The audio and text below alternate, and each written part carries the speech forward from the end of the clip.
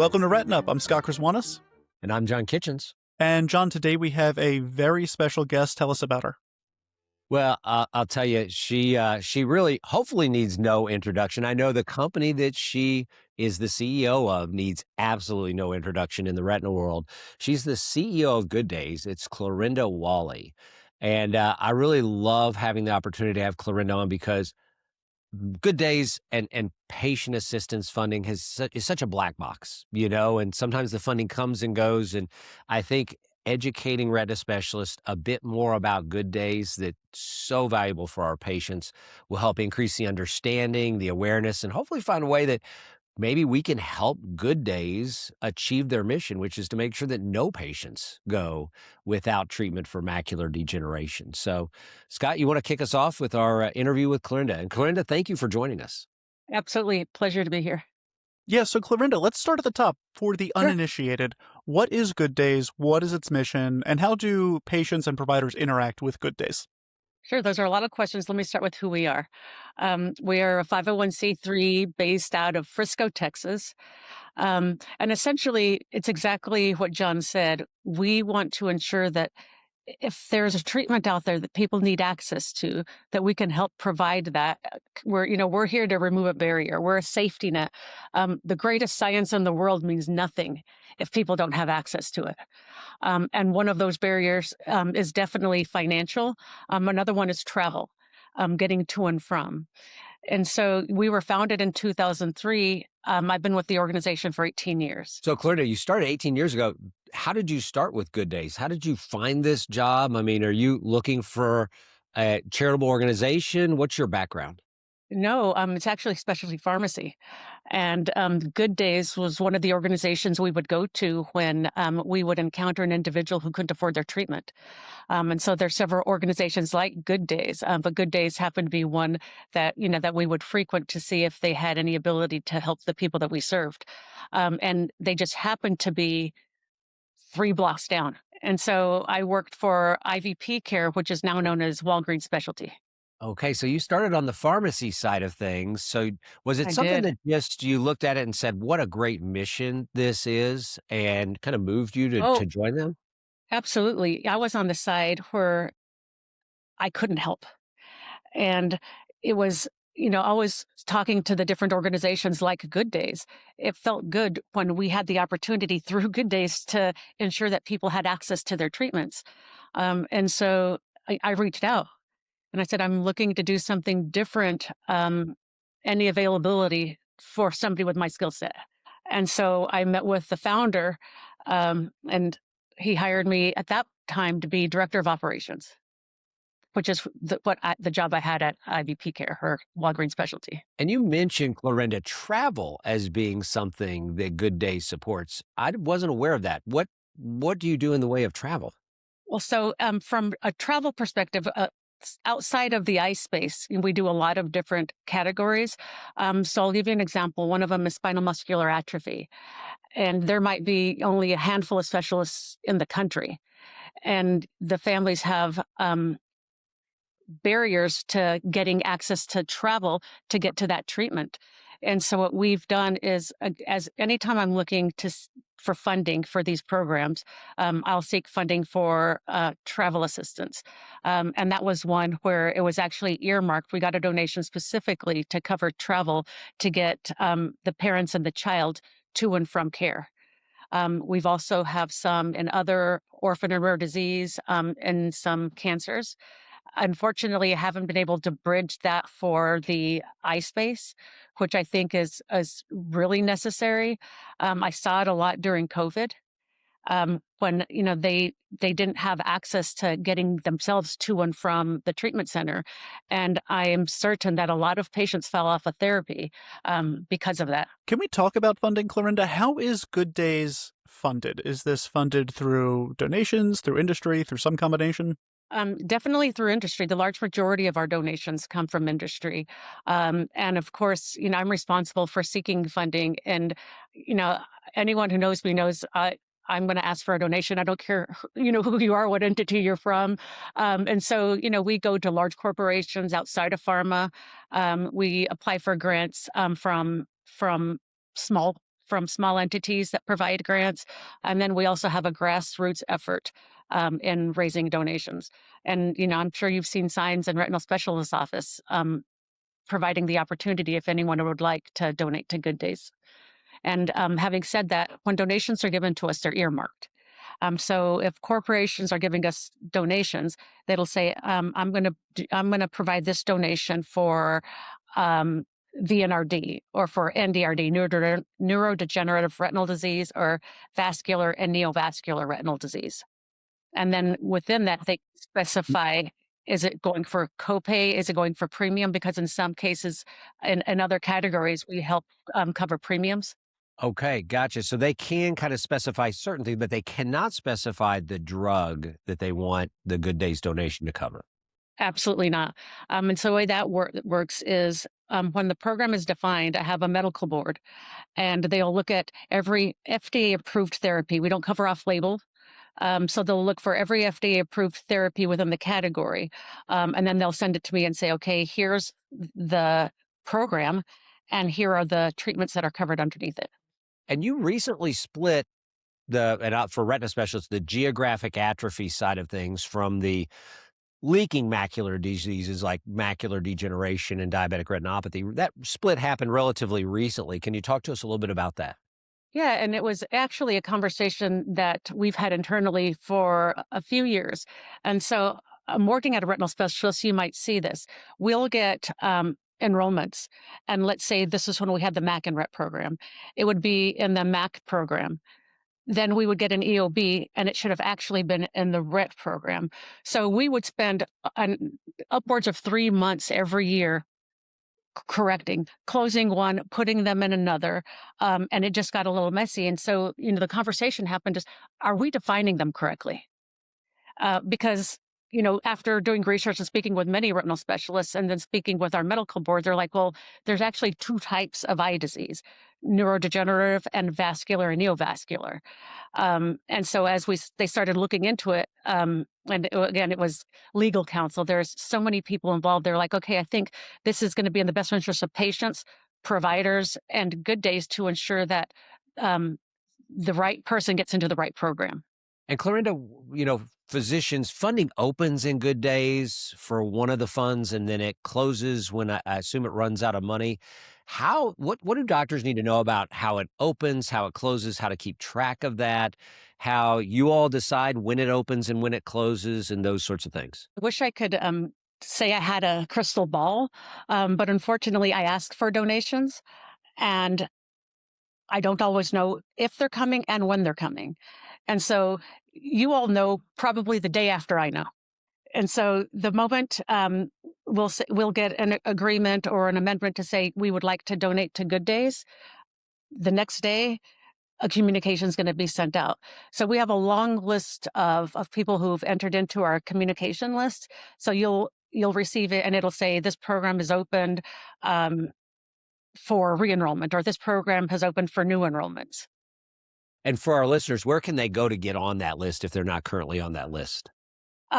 So you can actually contact me directly if you're not receiving any, and my email address is cwalley, CWALLEY @mygooddays.org.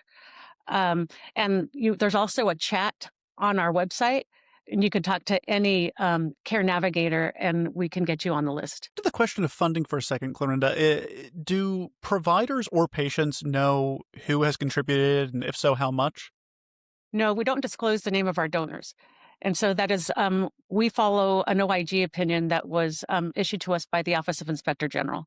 And it's very clear that no donor should have any direct relation to the treatment the patient is getting. So they want to ensure that when somebody gives us money, it's from an altruistic perspective and not so a certain or particular medication can be dispensed. I'd like to move over to patients for a second. Who is the ideal patient for Good Days support? And John, maybe you have an answer on this too. And so if we're strictly talking about the eye space, which we are, it's a Medicare-only program. So it could be any government-sponsored health plan. So Medicare, Medicaid, Champus, military insurance. And and really that's it. Making under 5 times federal poverty level, receiving assistance in the U.S., a valid social security number, and on a formulary product. And Clorinda, you mentioned the funding issue, which is always an issue, and you guys are working very hard to keep funding up. What can we as retina specialists do to help fund? I mean, listen, we're constantly talking to our pharma partners about, hey, we need you to fund Good Days, and we really want this. But aside from that, and if it's that, like, tell us who we need to talk to and what we need to No, say to I make sure mean, you guys have it's funding. about more than that because, no single entities um, can really cover the true need. So if the true need was covered based off of what I projected, it would be over $600 million. And it needs to come from across the U.S., honestly, through grassroots efforts. I mean, to anyone, if you know any organizations that give donations in this type of area, I would love to know who they are so I can reach out to them. My job specifically, outside of running the organization, is seeking donations, and there's not a door I'm afraid to knock on. And so, what's really made it nice in the VNRD space is the match.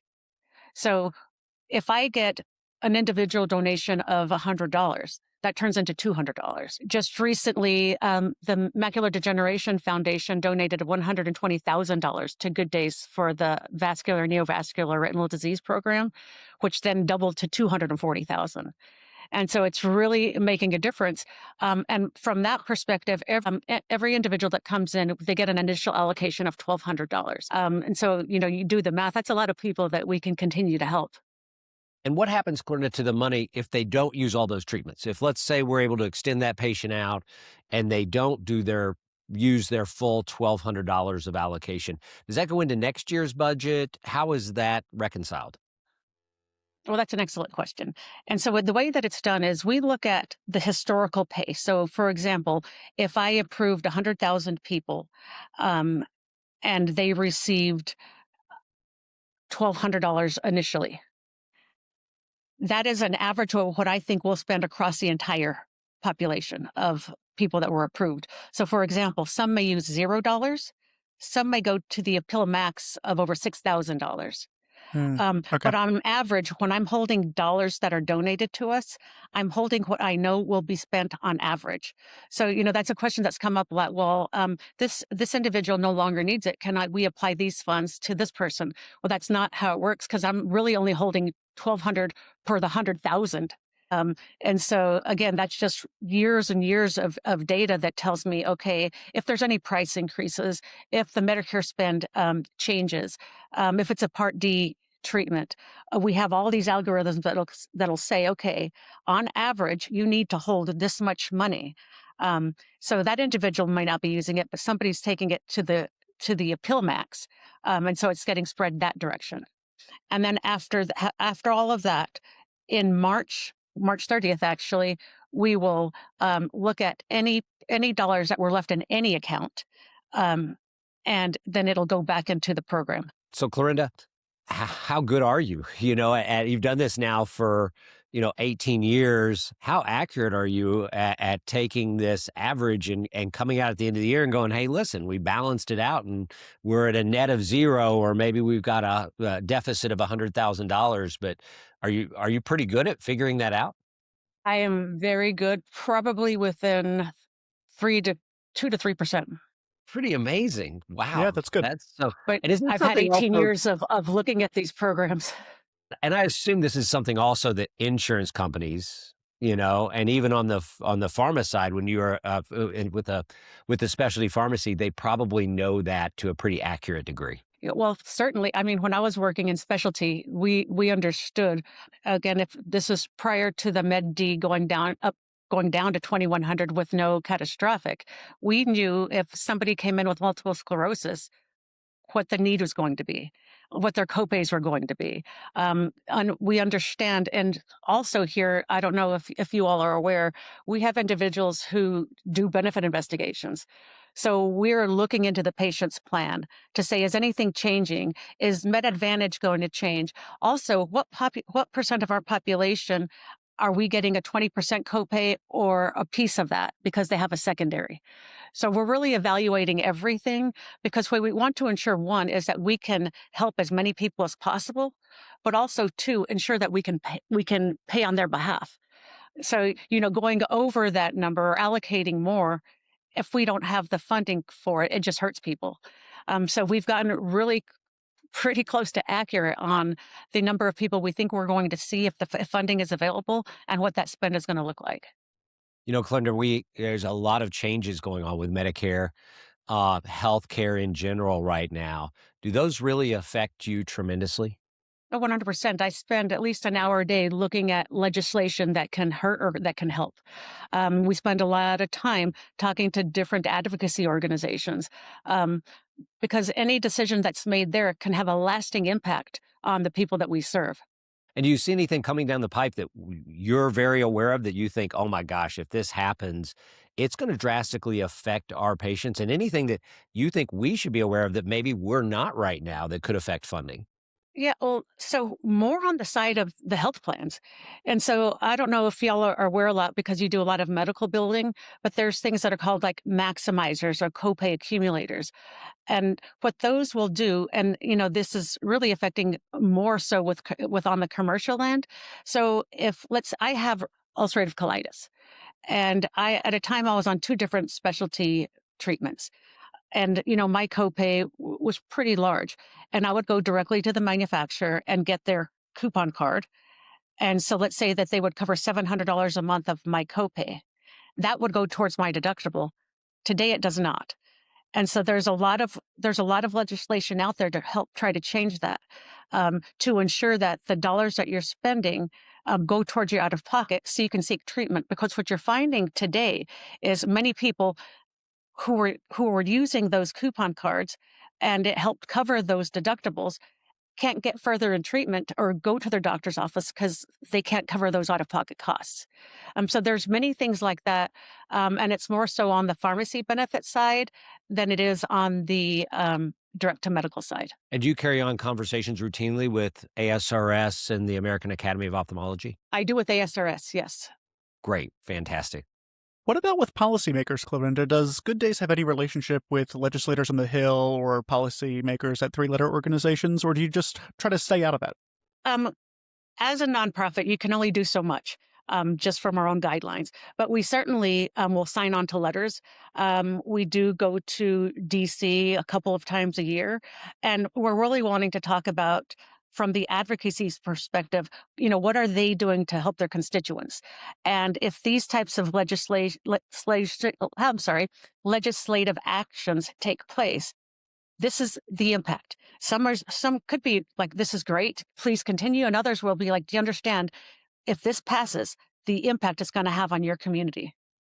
And so we're more there for educational and to give them real life scenarios. So, we're not a corporation going in and talking to them about their own needs. We're there talking to them about the people of this country's needs. Wow, Clorinda Walley wearing a lot of different hats as the CEO of Good Days. Clorinda, it's really great that you've joined us here on RetinUp. I think you've helped clarify that. And you know what I think is even more important is now putting a face to Good Days, because you see the website and it's a wonderful website, but it's kind of like, all right, who's behind this? And now people hopefully will be able to say, okay, I know someone at Good Days. And that really, really. And now you all have my email address. And so I get emails all the time. And not just from providers, but, I have patients and people, like we get letters all the time. And I just happened to reach out to one. It was an individual who didn't know that he was approved for re-enrollment. And he sent us this really kind letter. And he said, thank you for the many years you've been helping me. And, I really appreciate everything that you've done. And so I gave him a call. And so I was like, do you no longer need our assistance? And he's like, no, I was at the provider's office in December and they said it didn't look like I was going to get assistance this year. And I'm like, well, I'm happy to let you know that you have. And this gentleman just started crying and like, I don't know what I did to deserve to work in an organization that can, I mean, provide hope. it's a blessing to me, and just having the opportunity to help so many people, and also we know that there are so many more that need help. We've helped this year, I think, about 130 to 140,000. The need is far greater than that, and we know it. And there's nothing I'm going to do, won't do, to try to ensure that we continue to raise funds and get the assistance in the hands that need it. Well, Clorinda, thank you so much for coming here, educating us, educating our audience. Again, this is something I think people know of, but they don't know a lot about, and this was really informative. Clorinda Walley is the CEO of Good Days. Thanks for joining us on RetinUp. Thank you for having me. Take care. This episode of RetinUp is brought to you by Ocular Therapeutics. Ocular Therapeutics is a biopharmaceutical company working to redefine the retina experience across drug development, treatment, and outcomes, starting with wet age-related macular degeneration. Ocular is advancing an investigational product candidate in hopes of helping patients maintain disease control and preserve vision for the long term. To learn more about Ocular's mission to redefine the retina experience, visit ocutx.com. Today's episode is made possible by Genentech, maker of Vabysmo, faricimab, SVOA. To hear peer perspectives and case studies on Vabysmo, you can check out their Purple Chair series featuring Dr. David Eichenbaum unpacking what drying looked like in a real-world DME patient treated with Vabysmo. Catch Dr. Eichenbaum and the entire Purple Chair series at vabysmo-hcp.com or click the link in today's show notes.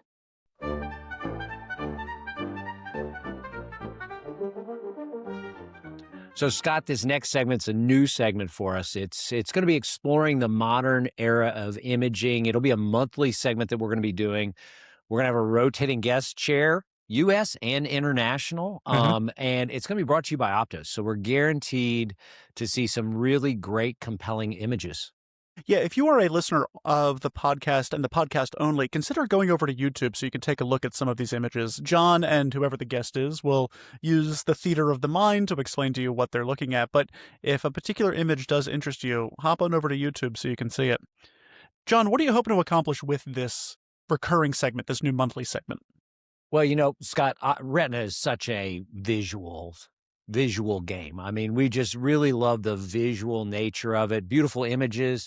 I really hope that we're going to see some interesting diagnoses, some unique presentations of diagnoses, and more importantly, for our guest chairmen that are going to be coming in, chairmen and chairwomen, want to get their take on some of these really compelling conditions that we take care of regularly and not so regularly.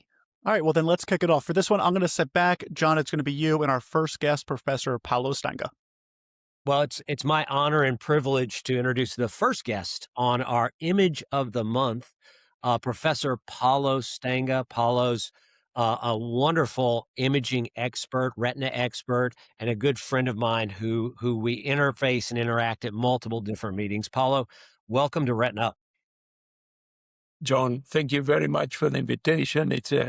And your kind words. It's a real privilege to be here with you today.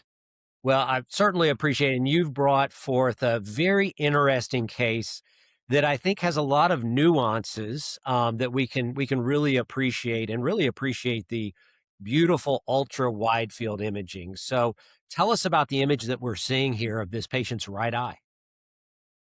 Thank you, John. This is a patient that was referred to us for one of our clinical trials in retinal vein occlusion. So the patient was referred to us, obviously, with a presumed diagnosis in retinal vein occlusion.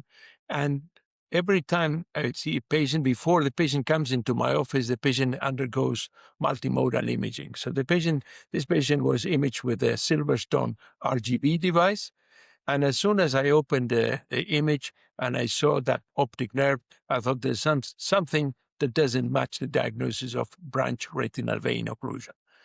And the image, as you can see, clearly shows the presence of a swollen optic nerve head and the presence of cotton wool spots. But it was that optic nerve head that really caught my eye, if you don't mind the pun, and really made me think that this could not be a branch retinal vein occlusion. You can see there the comparison between RG, ultra-wide field imaging, so red-green channels only, and RGB on the right, red, green, and blue channels. We can see a much more truer image to what we see on biomicroscopy. You can see here a magnified image of the posterior pole. You see the swollen nasal half of the optic nerve head, the flame-shaped hemorrhages, the deep retinal hemorrhage, and the cotton wool spots. And you can more easily identify all these lesions in the RGB than in the RG image. You know, Paulo, I look at these images and I'm just struck by how beautiful and true to life the RGB images are. You know, having been someone who's had Optos for a decade or more, you kind of get used to seeing the greenish colors and the, you know, the hues that aren't quite true to life. I am stunned by just how beautiful these RGB images are. Is this what comes right out of the camera? And that's exactly as it comes right out of the camera. It is true. We got used to interpreting ultra-widefield images using only 2 channels, RG, and now we've got the benefit of the 3 channels. We have to remember that with the same device, we can also see RG images, and we can blend. There's a blending function, so we can play with the different channels. We can focus on short wavelength or long wavelength if you want to see the deeper structures, for example, the choroid. But the advantage of RGB, for example, is that we can really focus on lesions of the vitreoretinal interface, for example, because of the addition of the shorter wavelength. And certainly, this is really true to what we see on biomicroscopy. You know, I love your comment about getting imaging on all of the patients before you see the image or before you see the patient. That is so invaluable to have an ultra wide field image that you can see 90+% of the retina in a single view and with steering even more of the retina. So, you know, before you go in and see the patient, is there a tear? What's the diagnosis? What are we going to talk about? So I tell most patients when I walk in the room, I already know what they have. And now I'm just trying to figure out the best way to communicate that with the patient and talk about treatment options. Absolutely. It certainly improves the workflow and the experience for the patient. The patient comes to you, and as you've just said, you already know what the diagnosis is in most cases. But most importantly, we can assess not just the retina, the vitreoretinal interface. I assess before the patient comes in whether the patient already has a posterior vitreous detachment or not. My technicians have already scanned peripheral lesions. If there is a suspicious peripheral area, my staff would have done navigated peripheral OCT imaging of that lesion. So I've got a cross-sectional view of that finding. I can easily differentiate whether there is a vitreoretinal tuft or whether that's a tear, whether there's a retinal hole, whether there's fluid associated with the hole or not, whether there's traction or not.